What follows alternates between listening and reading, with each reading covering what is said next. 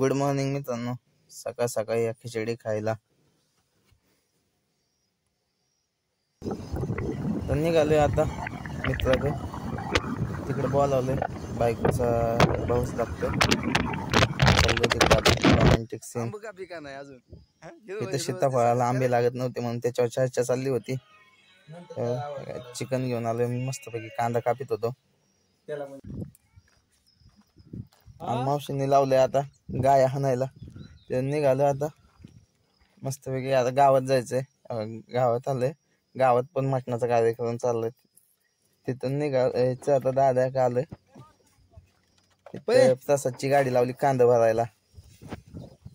पण बायकोचा फोन येत होता सारखं म्हणून काय व्हिडिओ नाही काढले. डायरेक्ट घरी गेलो जेवायला बसलोय. बिचारी सकाळ दोन उपाशी बसली होती आमची वाट बघत.